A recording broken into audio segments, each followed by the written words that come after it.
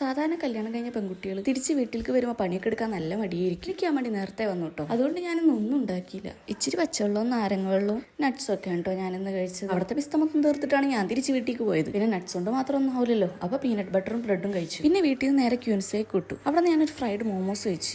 മോമോസ് നല്ല ചൂടുള്ള വായിൽ തൊലിയൊക്കെ പോയിട്ട് തണുപ്പിക്കാൻ ഇച്ചിരി വെള്ളം കുടിച്ചു. പിന്നെ പോണ വഴിക്ക് കസിന്റെ വീട്ടിൽ കയറി. അവിടെ നിന്ന് ഒരു കട്ട്ലേറ്റും ഒരു സമൂസയും കഴിച്ചു. അപ്പൊ ദാ വരുന്നു ഫ്രൂട്ട് സലാഡ്. അപ്പൊ അതും കഴിച്ചു.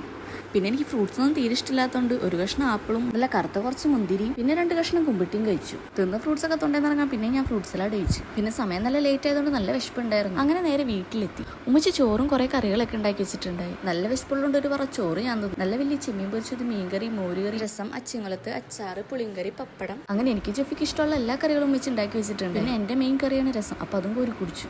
പിന്നെ ഉമ്മച്ചിക്ക് അപ്പുറത്തെ വീട്ടിലെത്തി കൊടുത്ത ചാമ്പക്കയും തിന്നു. പിന്നെ എൻ്റെ ഏറ്റവും ഫേവറേറ്റ് ഉപ്പ് സോഡ കേട്ടോ. അപ്പൊ അതും കുടിച്ചു. ബാക്കി എല്ലാവർക്കും സോഡാ സർവത്തും എനിക്ക് ഉപ്പ് സോഡ ആട്ടോ ഉണ്ടാക്കി. പിന്നെ ഇച്ചിരി സോഡാ സർവത്തും ടേസ്റ്റ് നോക്കി. പിന്നെ എനിക്ക് തീരെ ഇഷ്ടമില്ലാത്ത തരിക്കഞ്ഞി കുടിച്ചു. ഉമ്മച്ചി എന്തായാലും ഉണ്ടാക്കിയതല്ലേ, അപ്പൊ പാവ അതിനെ കുടിച്ച് സഹായിക്കാന്ന് വിചാരിച്ചു. അപ്പൊ ശരി, അടുത്ത വീഡിയോ ആയിട്ട് നാളെ കാണാട്ടോ. Bye bye.